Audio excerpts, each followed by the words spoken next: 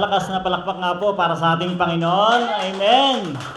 Mas malakas po ang palakpak natin kaysa sa ulan. Hallelujah, Jesus. Thank you, Jesus, for the blood applied. Amen. Sige po, tayo po muna ay manalangin bago po tayo magsimula. Magsitayo na po ang lahat. Yes, Lord. Hallelujah.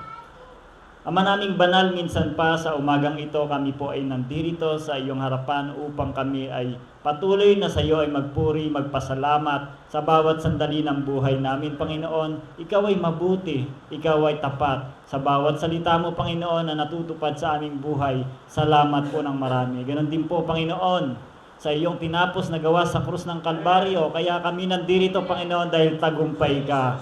Kaya sa umagang ito, tagumpay rin po ang aming mararanasan dahil ikaw ay aming kasama. God with us. Salamat, Panginoon. Maraming salamat po dahil ang iyong revelasyon ay binigay na sa amin at patuloy po namin itong mapapagsalusaluhan sa umagang ito. Maunawa namin ang iyong salita. Maunawa namin, Panginoon, sa pamamagitan ng iyong banal na Espiritu ang iyong nais na ipaunawa sa amin. Salamat po, Panginoon. At patuloy po lamang ako na gamitin nyo bilang tagapagsalita ng iyong banal na salita. Salamat po, maraming salamat na sa bawat sandali may kalakasan kami. Meron kaming lakas ng loob upang pumarito at makinig at matuto, Panginoon. Salamat ng marami dahil nandirito kami at handa kami na patuloy na mag-aral ng salita. Patuloy na ibinabalik sa iyo lahat ng papuri, pasasalamat, Ama, sa pangalan po ng aming Panginoong Hesus. Amen. Amen. Praise God. Hindi na po tayo tatagal dahil ito po, mag-uumpisa na po tayo. Amen. Sabi rito, nakakita na ba kayo ng, ano kaya yon? Sabi nga, nakakita na ba kayo ng dinosaur? Sa picture, sa TV, di ba? Nakakita na po tayo nun, dinosaur. Ano po kaya tunog ng dinosaur? Ra. Sabi po naman ito, ra. Yun na. Ayun. Ayun ang sabi, ra. Pero ang laki ng bibig nun, hindi lang ganun ang tunog nun. Sabi pa nga rito, nakakita na kayo ng dinosaur? Nakakita na rin ba kayo ng kulay purple na dinosaur? Ito po yun, Di ba? Purple po siya. Si Barney. Yan, hindi ra ang tunog niyan. R. English po yun. Sabi naman din po rito, eto po, ano po ba yan? Baka, di ba? Mga baka, iba't ibang kulay. Nakakita na rin po ba kayo ng, yun, di makita. Pulang baka. Dito sa Pilipinas, halos wala pa ako nakakita niyan. Pulang baka. Pero po, yan po yung ating hahanapin. Sabi rito, the red heifer. Christ in Numbers 19, 1-6. Sige po, basahin po muna natin yung binigay na verse na yan sa atin. Kung meron po tayong mga Bible, buksan po natin sa mga Bilang, chapter 19, 1-6. Sabi po rito, ang Panginoon ay nagsalita kina Moises at Aaron na sinasabi, ito ang tuntunin ng kautusan na inuutos ng Panginoon. Sabihin mo sa mga anak ni Israel na sila'y magdala sa iyo ng isang mapulang dumalagang baka at walang kapintasan, walang dungis na hindi pa napapatungan ng pamatok. Verse 3, ibibigay ninyo ito sa paring si Eleazar at kanyang ilalabas sa kampo at papatayin sa kanyang harapan. Verse 4, ang paring si Eleazar ay kukuha ng dugo sa pamamagitan ng kanyang daliri at 7 ulit na magwiwisik ng dugo sa dakong harap ng toldang tipanan. Verse 5 po, at susunugin sa paningin niya ang dumalagang pulang baka, ang balat nito at ang laman, ang dugo at ang dumi nito ay susunugin. Last verse po, ang pari ay kukuha ng kahoy na sedro at ng isopo at ng pulang tela at ihahagis sa gitna ng susunugan sa dumalagang pulang baka. Sa Diyos po ang papuri ng kanyang banal na salita. Yun po, kung nasubaybayan po natin yung verse, ano po ba yung nakuha natin doon? Ano po ba yung sinasabi nito? Sa verse 19 po na to ng mga Bilang, ito po yung gawain ng paglilinis sa mga Israel. Dahil sila po ay dumaan sa iba't ibang panahon, sa iba't ibang uri ng pagsubok. Sa part naman po na to, sila po ay, ang gagawin po nila dito ay yung paglilinis. Cleansing po ng kanilang tribe. Una po, sinasabi po rito, yun po, paglilinis po yan. Kumbaga, sabi rito, the red heifer, a perfect picture of our Savior. Gawin po natin ito ng by 2 po para maunawaan po natin, dahan-dahan natin. Sabi rito, nagsalita ang Panginoon kay Moises at kay Aaron. At sinabi, ito ang batas na inuutos ng Panginoon, sabihin mo sa mga anak ni Israel na dalhin nila sa iyo ang isang pulang dumalagang baka na walang kapintasan, walang depekto at hindi pa nagpapasa ng pamatok. Kung mapapansin po natin dito, ito po yung daloy po ng kanyang sinasabi. Una po, si God, Yahweh, nag-command kay Moses at Aaron. Si Moses naman po, yung God's chosen leader, prophet. Siya din po yung civil authority sa panahon niya na yon. Si Aaron naman po, high priest. Spiritual, religious authority naman po yung hawak ni Aaron. Kay Moses po, civil authority. Pagdating naman po sa anak ni Aaron, si Eleazar, siya naman po yung susunod na high priest, performing the ritual. Kasi po, yun po yung ritual na ginagawa nila. Matatandaan niyo po, hindi po si Aaron yung nag-perform, kundi si Eleazar. At papunta naman po, yung daloy na yon dito sa the people of Israel. Sila po yung nagdala ng dumalagang pulang baka. Sila din po yung sumusunod sa ordinansa. Yun po, sabi rito, anong ibig sabihin nito? What does it mean? Nasabi po rito ng talatang yan, it is a divine chain of command. Yun po yung sinasabi nito. Yung pagkakasunod-sunod po niyan, kung paano po inutos ng Diyos, kung sino po yung inatasan, at kung sino po yung magper-perform, at sino yung magdadala ng heifer. Sabi po rito, kinote po ni Dr. Miles Monroe, sabi rito, God is a God of order. Authority is more important than power. Submission to authority is what makes a person effective. God is a God of order, and where there is no order, there is no authority. Sabi rito, sa Tagalog, ang otoridad ay higit na mahalaga kaysa sa kapangyarihan. Ang pagpapasakop sa otoridad ang nagpapabisa sa isang tao. Sabi rito, ang Diyos ay Diyos ng kaayusan, at kung walang kaayusan, walang otoridad. Kung mapapansin niyo po dyan, yung sabi, ang pagpapasakop sa otoridad ang nagpapabisa sa isang tao. Minsan, kahit yung sinasabi mong malakas yung pwesto mo, pero wala ka naman doon sa authority na yun, hindi rin to epektibo. Kuwari, isa kang general sa ibang bansa. Pagdating dito sa Pilipinas, walang visa yun. Kasi hindi ka sakop ng authority ng Pilipinas. Ang next po natin, sabi rito, it is a divine chain of command. Ito yung pagkakasunod-sunod po nila. God is always the source. Every instruction starts with the Lord spoke. Authority originates from heaven, not from man. Yun po yung sinasabi rito. Kaya po yung authority na yung pinakamataas. Dahil God is always the source. Dahil every instruction starts with the Lord spoke. Yun po sinasabi niya. Sumunod na po kay Moses. God's representative receives directly from God. Holds supreme civil and prophetic authority. Siya po talaga yung, pagdating sa civil authority, siya po yung iginagalang ng mga tanon, at saka siya po yung kinakausap ng Diyos. Kay Aaron naman po, high priest. Siya naman po yung gumagampan ng mga gawain ng spiritual. Spiritual authority po, worship and sacred ritual. Pagdating naman po rito sa kanyang anak, si Eleazar, siya po yung designated executor. God's command flows down to the next generation of leadership. Aaron doesn't perform it. His son does, showing order, succession, and delegation. Si Aaron na po kasing susunod na gagampan ng pagiging high priest. Si Eleazar po, si Eleazar. Si Aaron po yung pinaka-high priest sa panahon na yan. Tapos dumiretso po sa people, they follow the leadership chain.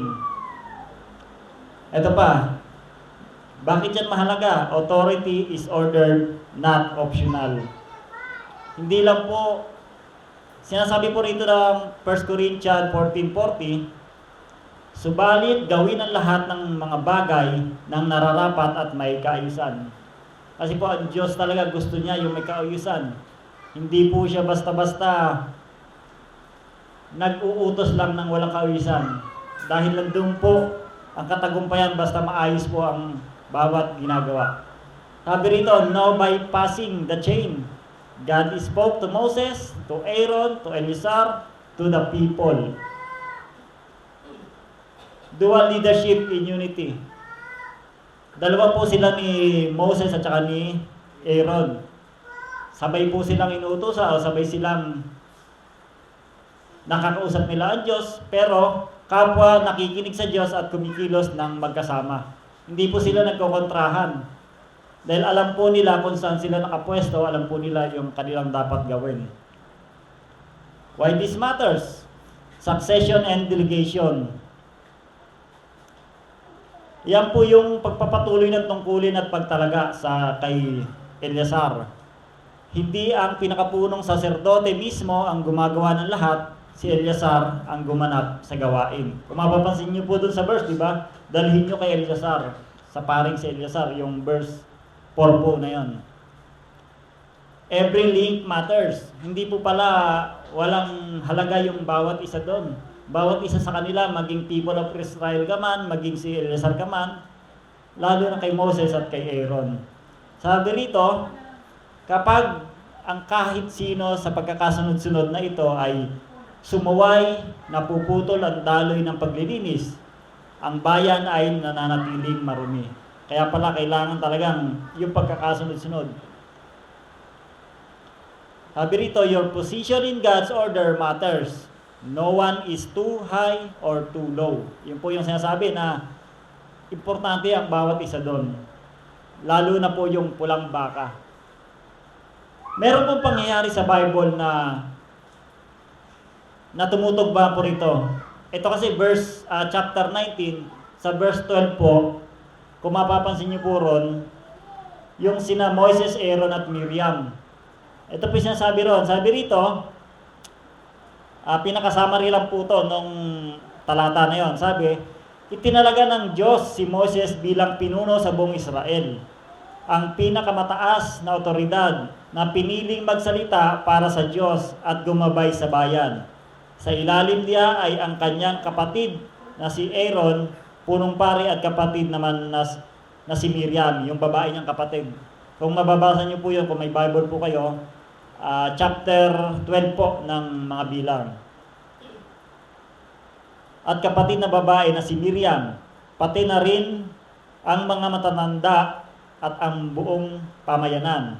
Isang araw, naging mainggitin sina Aaron at Miriam. Nagsalita sila laban kay Moses.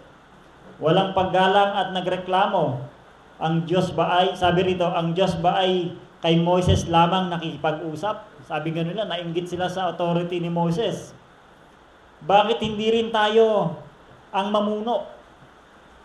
Kita nyo, binibreak nila yung daloy ng pagkakaayos ng Diyos, di ba? Sa panahon na yon. Sinubukan nilang lampasan ang itinakdang kaayusan ng Diyos. Biglang lumitaw ang kaluwalhatian ng Diyos sa tolda ng pakikipagtipan. Tinawag niya sila at sinabi, tinawag silang tatlo, si Moses, si Aaron at si Miriam.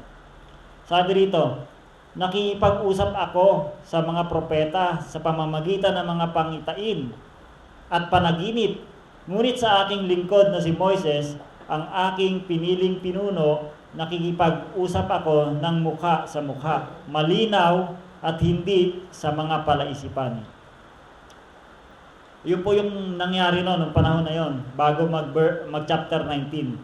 Nagalit ang Diyos dahil hindi nila iginalang yung kanyang pagkakasunod, yung divine chain of command. Agad na nagkaroon ng ketong si Miriam. Ibang klase yung ketong dito. Puti na parang niebe. Di ba karamihan ng ketong nung dati talagang ayaw nila lapitan o maitim. Etong ano na to, puti. Kumbaga, nagkaroon siya ng ketong nakakaiba. Bagamat nasaktan, ipinagdasal siya ni Moises. Pinagaling siya ng Diyos, ngunit sinabi, sinabi ng Diyos, kung ang kanilang ama ay dumura sa kanyang muka, siya ay mapapahiya ng 7 araw. Gaano pa kaya kung sila ay maghimagsik laban sa aking otoridad? Gusto na niya kasing i-bypass yung otoridad ni Moises, di ba? Kaya importante ito. Kaya nga sabi, why this matters? Importante yung otoridad ni Moises at ng bawat isa. Meron din po, di ba, may mga pangyayari sa Bible na yung propeta mismo yung pumatay doon sa kanilang mga nasamsam. Si Samuel, di ba? Kumbaga, merong mga ganang pangyayari na ginagawa ng tao na hindi na mamalaya na hindi na pala ito yung pinapagawa sa kanya ng Diyos. Sabi rito, natuto ang mga tao ng mahalagang aral. Ang Diyos ang nagtatakda ng kaayusan sa kanyang gawain. Ang paggalang sa otoridad ay nagpapanatili ng pagkakaisa at pagpapala. Iyon po yung pagdating dito sa authority nito. Dumako naman po tayo rito. Sabi rito, bakit pulang dumalagang baka?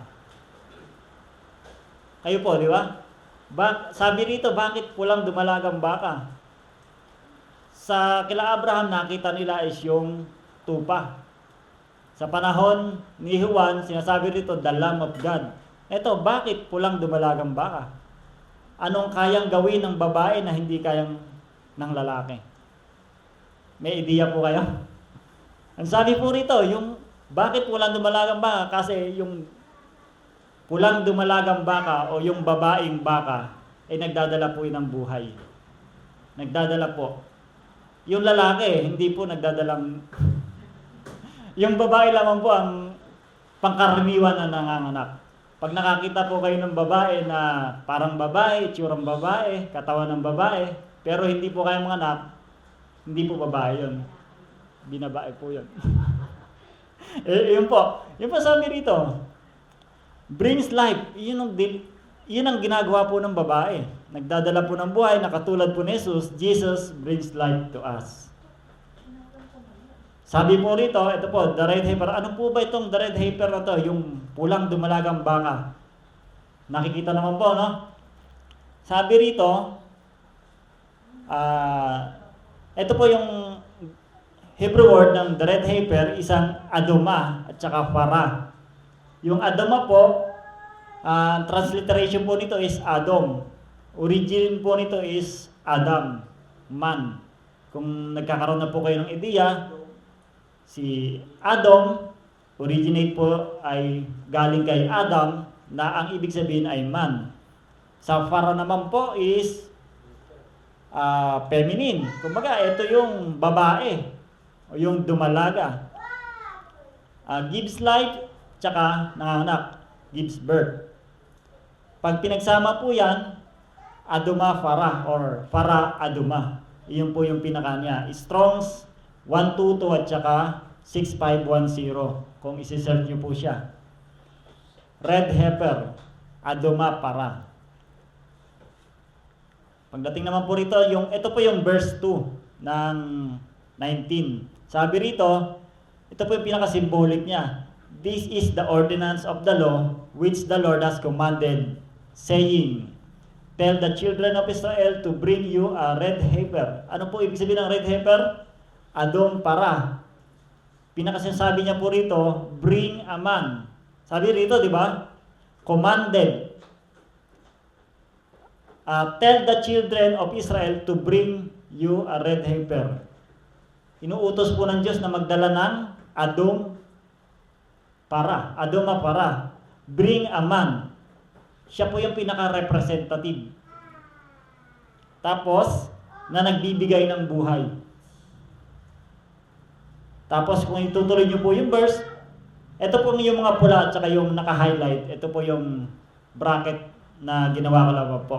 Pero ito yung kadiretso po ng verse, without defect, in which is no blemish, and on which is yoke never came. Yun po yung sinasabi rito, na katulad po nung binabanggit dito sa Greek, sa Hebrew word. Aduma para is man and nagbibigay ng buhay, gives life. Ito naman po yung meaning kay Christ noon. Sabi rito, sa 1 Peter 1:19, but with the precious blood of Christ as a lamb without blemish and without spot. Ito po yung sinasabi ron na without defect, no blemish, tsaka hindi pa napapatungan ng pamatok. Yoke never came. Yun po yun, yoke never came, never submitted to man. Di ba po yung pag yung baka, yung dumalagang baka, hindi pa siya nilalagyan ng pang-araro. O yung yoke nga po, di ba? Ibig sabihin, hindi pa siya inuutusan, hindi pa siya ginagamit ng tao. Never submitted to man or not controlled by sin. Yung tao, madalas nakokontrol ng kasalanan. Yun po yung sinasabi rito. Never submitted to human, but to God. And never under human rule, but God's rule. Yun po yung sinasabi rito sa verse na yun. This man, the bearer of life, never committed sin. Si Jesus po yung tinutukoy po talaga rito. Sabi rito, for He made Him who knew no sin to be sin for us, so that in Him we might become the righteousness of God. 2 Corinthians 5:21 po siya. Kung mapipicture nyo po yun, siya yung pulang baka sa panahon na yun, na ginawang symbolic ng ating Diyos. Noong panahon ng mga Israelita, hindi pa nila nauunawaan yun ng lubusan. Kaya nga po, sinabi ng ating Panginoong Hesus, di ba? Sa John 5:46, sabi rito, kung talagang naniniwala kayo kay Moises, maniniwala din kayo sa akin. Bakit? Sapagkat sumulat siya tungkol sa akin. Ito po yung sinulat ni Moses na to tungkol sa Panginoong Hesus. Kaya po, makikita po natin hindi lang sa New Testament ang Panginoong Hesus. Sumulat si Moses tungkol sa Panginoong Hesus. At isa ito sa sinulat ni Moses. Sabi pa rito, verse 3 and 4 naman po, sabi, yung ibibigay kay Eleazar na saserdote upang dalhin niya ito sa labas ng kampo. At doon ito ay papatayin sa kanyang paningin. Kukuha si Eleazar ng dugo nito sa kanyang daliri at wiwisihan ng 7 beses patungo sa harapan ng toldang tipanan. Isa-isahin din po natin. Sabi po rito, dalhin niya ito sa labas ng kampo. Yung pulang baka, yung pulang dumalagang baka is dadalhin sa kampo at doon papatayin. Yun po yung ritual nila noon. Related din po ito sa Panginoong Hesus. Dahil ito po sinasabi, dalhin ninyo sa labas ng kampo. Sabi po ng Hebrews 15:12, hindi po nakikita, no? Basahin na lang po natin.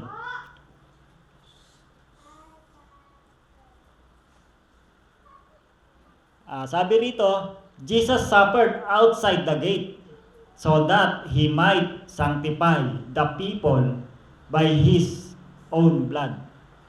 Ang linaw po ng sinasabi, di ba? Si Jesus mismo yung pulang dumalagang baka. Kaya nga sabi, ibigay ninyo ito kay Eleazar na pari at dalhin ninyo sa labas ng kampo at katayin sa kanyang harapan. Ito yung sinasabi ng Hebrews 13:12. At dito po sa cross, sabi rito sa John 19:17, babasahin ko na lang din po. They took Jesus, therefore, and He went out, bearing His own cross, to the place called the place of a skull, which is called in Hebrew, Golgotha. Yun po sinasabi rito. Nabanggit po dyan in Hebrew, Golgotha. Yun po yung meaning ng Golgotha rito is, kung mapapansin nyo po, is Golgotha, a null outside the wall of Jerusalem. Ito po yung burol sa labas ng pader ng Jerusalem. Ang linaw po, tugmang-tugma po, di ba? Dinala si Jesus sa burol, sa tinatawag na burol ng mga bungo, sa Golgotha. Siya po yung sumisimbolo talaga doon sa red heifer na yon. At kung mapapansin nyo po, may sinasabi po yung cross, di ba? Kung nakikita nyo po ba yung cross?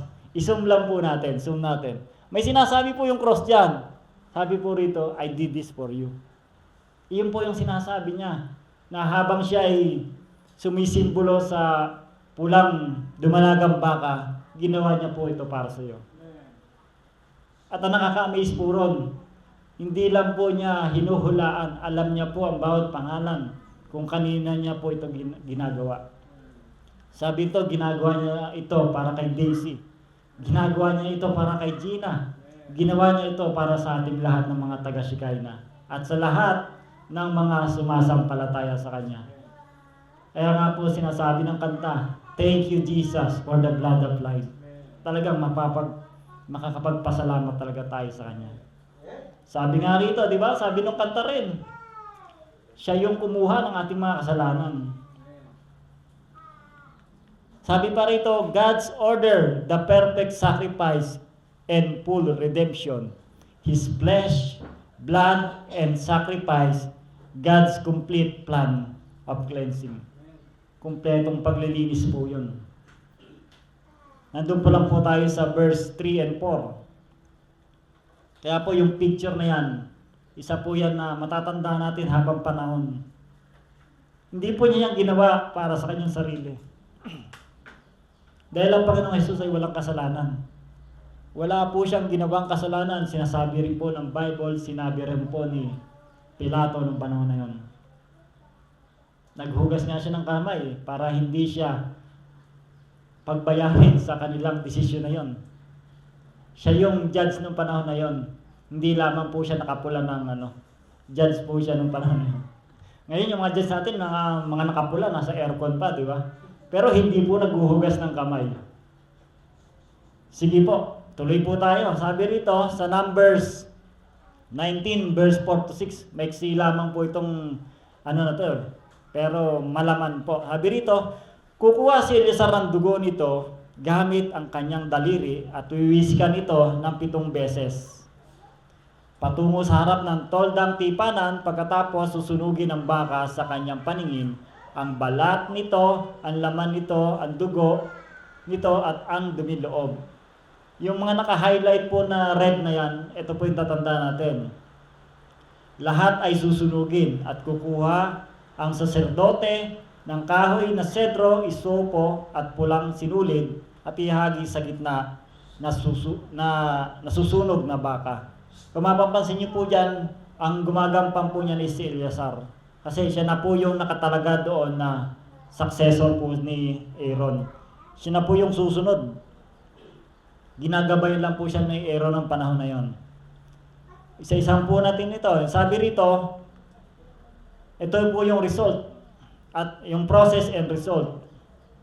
Pero pagdating po rito, kung mapapansin niyo po yung 7 beses, bakit po hindi isang beses lang winisikan? O mas marami para mas malinis, di ba? Sabi nga, pag nakagawa ka ng kasalanan, magdasal ka ng 10. Pero kung gagawa ka pa ng kasalanan bukas, 20 na para advance. Eto, bakit 7 beses? Kasi po, meron pong sinasabi ang Bible, pagdating sa 7 beses is yung perfect number. Yun po yung pinaka-symbolize ng perfect number. Sabi rito, in the Bible, the number 7 symbolize completeness, perfection, and divine order.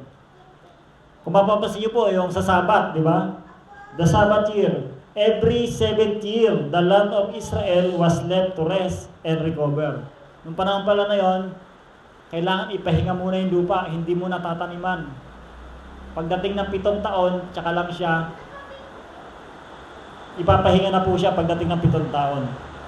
Sabi naman po, pagdating sa Matthew 18:22, Forgiveness naman po, sabi ron.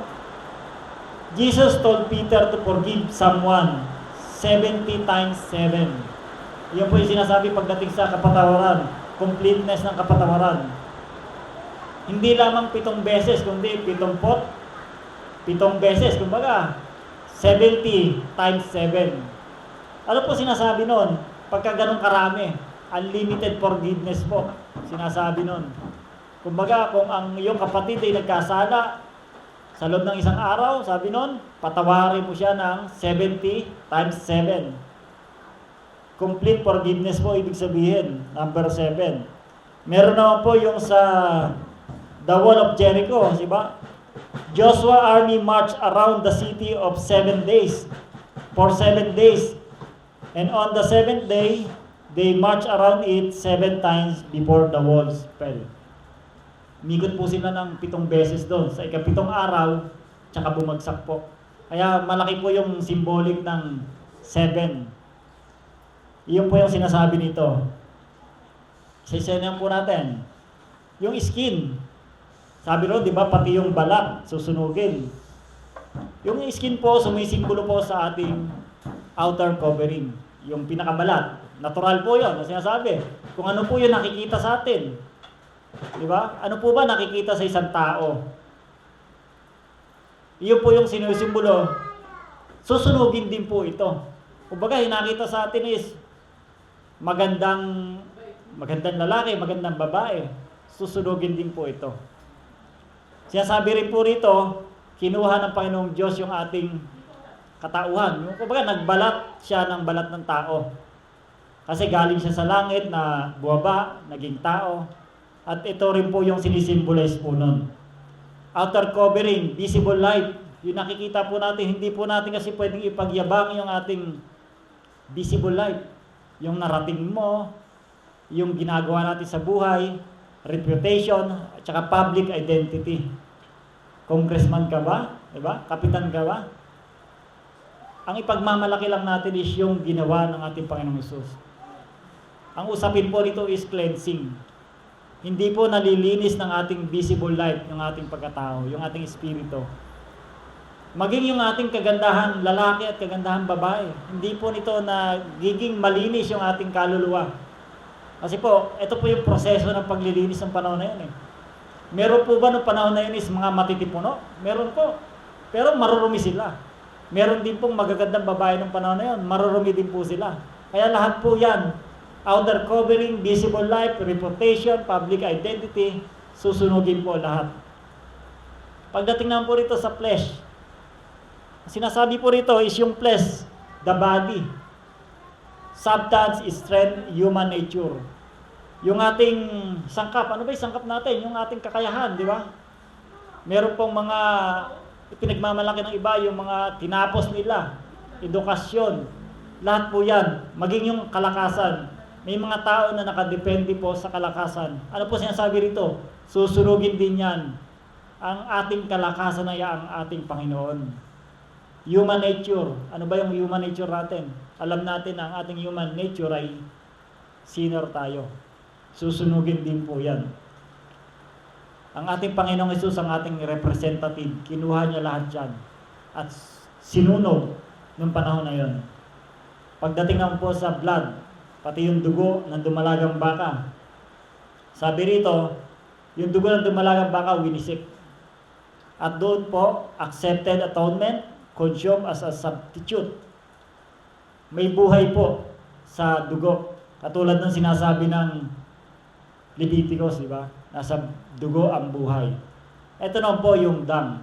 Hindi po ito pangalan, ha? Ito po yung dung or poops. Pati po yung duming loob. Yung sinasabi ron, pati yung, di ba, pag nagkakatay ng baboy, ng baka, ng manok, may dumi po yan sa loob, di ba? Yung natitira, yung hindi po niya na ilalabas. Susunugin din po. Ano po ba ibig sabihin ng duming loob na yan, o yung dung?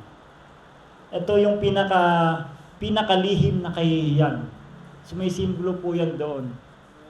Kumbaga yung hindi nakikita ng public, pero meron ka talagang dumi.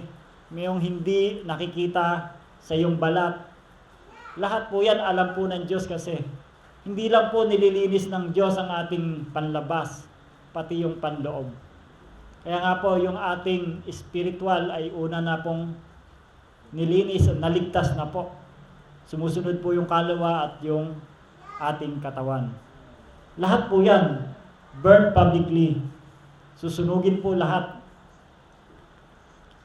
Lahat ay sinunog ng magkakasama, tiniis ni Kristo ang lahat, buong kalagayan mula sa kahihiyan. Maging yung kahihiyan natin, dala-dala po yun ng ating Panginoong Hesus nung nandun siya sa krus ng Kalbaryo. Nung siya ay nasugatan, dinuraan, binugbog, hinagupit, dala-dala niya po lahat yun. At nahatulan po yan sa krus ng Kalbaryo. Ano pa po? Ito pa po yung process. Ngayon naman po dito naman yung cedar wood. Ito po yung sinasabing cross of Jesus Christ, kasi ito yung puno o yung wood nga po, kahoy. Ito po yung tumutukoy sa cross ni Jesus Christ at yung kanyang victory on the cross, di ba? Pagdating naman po sa hisopo, ito yung aromatic spiritual cleansing, purification. Makita niyo po sa Leviticus 14:4, fragrance of Christ ng Ephesians 5:2. Sabi rito, Ephesians 5:2, and we walk in love just as Christ loved us and gave Himself for us as an offering and a sacrifice to God as a fragrant aroma. Yun po yung sinisimbolize po ng hisopo na yun. Ganon din po yung scarlet. Pagdating po sa scarlet, ano po meaning nun? Yung pulang tela. Yun po yung sinasabi na may bahid ng dugo o ng kasalanan. The stain of sin, sin-bearing blood atonement. Sabi ng Isaiah 1:18, though your sins like scarlet, they shall be as white as snow. Yun po yung sinisimbolize po lang nito. Lahat po ito susunugin. Maging yung kakayahan natin, maging yung sa tinapos na gawa ng Panginoon Hesus, magkakasama po. Nagkaroon na po ito ng katugunan sa panahon natin. Yan po lahat yung sinisimbolize ng pulang baka. Ngayon po, summary na, napakabilis. Dahil ang lahat po ng yun ay tinapos na. Tapos yung pinaka ginawa ng ating Panginoon Hesus dito sa panahon natin nung siya ay pinako sa krus ng Kalbaryo. Ang summary po natin para sa 1-6 na yun is God's divine chain of command. God, Moses, Aaron, Eleazar, and to the people, authority flows downward, never bypassing the appointed leaders. Every link matters. If any step is skipped or any person refuses, the purification stops and the people remain unclean. No one is too high and too low. Yun po yung sinasabi nung God's divine chain of command. Summary po yun sa unang kalahati ng ating pinag-aralan. Dito naman po, pagdating sa a perfect picture of our Savior, siya po yung unblemished, never under yoke. Christ is sinless, never enslaved to sin. Slaughtered outside the camp, Jesus suffered and died outside the city gate, bearing our rejection and shame. At yung kanyang dugo, sprinkled ng 7 times. At yung His blood provides full, perfect, and lasting cleansing from all our sin. Yung dugo na sumisimbolo noon, yung dugo ng Panginoong Hesus, ang naglinis sa atin ng perfectong pagkalinis. Pagdating naman po rito, Christ's all-sufficient sacrifice. Christ is our true red heifer. Sinasabi po dyan, kita naman po, si Kristo ang ating tunay na pulang dumalagang baka, walang kapintasan, inilabas sa labas ng kampo, lubusang sinunog ang kanyang balat, kanyang laman, kanyang dugo, kanyang buhay, pati yung buhay niya. Lahat ay inalay upang walang matirang kasalanan sa atin. Imagine, di ba? Sinong tao yung makakagawa noon para sa bawat isa, para sa makasalanan? Minsan nga, merong isang magkaibigan, hindi niya pa magawang ialay yung kanyang buhay para sa kanyang kaibigan. Eto pa, Kaya mapapansin nyo rito, ang ating Panginoong Hesus mismo ang tunay na nagmamahal sa atin. Makasalanan tayo, tinubos, binigay yung kanyang buhay, kahit sa sobrang hirap ng kanyang naranasan, ginawa niya yon para sa atin. At para po sa ating insight, ano ba yung ating natutunan? Sabi po rito, last verse po, for by one offering, He has perfected forever those who are sanctified. Ano po yung sinasabi ng forever dito? Ito po yung sinasabi niya na, sinasabi po rito, diainikis, yung Greek word po noon sa Hebreo. Ano po yung gustong ipahiwatig ng forever na yon? Ang forever po, all time. Sabi po rito, for by one offering, He has perfected forever. Di ba? Perfected. Ginawa niya tayong perfecto. Kailan? All time. Pag nasa simbahan ka lang ba, tsaka ka perfecto? Di ba? Yung kanyang buhay, binigay niya para sa iyo. Pag lamang ba nagpe-pray ka, pag humingi ka lang ba ng tawad, tsaka ka lang perfecto? Sabi po rito, all time. Sabi rin po, ang meaning din po ng diainikes na yon is continuous, nagpapatuloy. Ang isa bang Kristiyano na tinubos ng Panginoong Hesus ay magbabackslide? Hindi po. Napatunayan na po ng mga apostol natin noong panahon na yun. Dumanas sila ng matinding persecution, pero hindi po sila nagpatinag. Inilubog ang isa sa kanila sa kumukulong mantika, hindi pa rin nagpatinag. Pinagbabato, totoong namatay pero nananatili yung kanilang mga salita. Nagbigay sila ng pag-asa sa ating henerasyon ngayon. Sa panahon natin na nakita po natin yung mga ganitong katotohanan, yung mga ganitong mga revelasyon, hindi rin po tayo kayang tibagin ng mga pagsubok. Unang-una, kasama po natin ang Panginoon. Pangalawa, alam na po natin na tagumpay na ang ating Panginoong Hesus. At pangatlo, tayo po ay higit na managumpay. Continuous po yung ating pagiging perfect. At ito po yung sinasabi rito, unbroken. Hindi po siya nababali o hindi po siya napuputol. Yung pagiging mo pong perfecto, pagiging pong banal, tuloy-tuloy po yun. Imagine po, yung ating espiritu po yun, tinutukoy dito. In the process po kasi yan, spirit, soul, and body, di ba? Yung ating espiritu, perfecto at banal sa harapan ng Diyos. Sa harapan ng kapitbahay natin, maaaring hindi. Sa harapan ng ating mga sister, maaaring may puna po sa atin, may kapintasan po tayo. Pero sa harapan po ng ating Diyos Ama, perfecto tayo magpakailanman. Hindi dahil sa ating mabubuting gawa, kundi dahil sa ginawa ng ating Panginoong Jesucristo. Tuloy-tuloy po. Continuous at hindi po napuputol, hindi nababali, hindi nasisira. Diba? Yung ibang, ang dami mong ginawang mabubuting bagay sa isang bagay lang, nasira na kagad yung sangkaterba mong ginawang mabubuting bagay. Ito po, hindi nasisira po. Tuloy-tuloy po, hindi nasisira at sa lahat ng oras. At yung panghuli po dyan is yung irreversible. Kung ikaw po ay ginawa ng banal ng Diyos magpakailanman, dahil sa pamamagitan ng ating Panginoong Hesus, hindi ka na po pwedeng ibalik sa dati. Hawak ka na po niya sa kanyang kamay. Ang ating Diyos Ama, ang makapangyarihan sa lahat, ang Panginoong Hesus at ang banal na Espiritu ay nasa sa atin.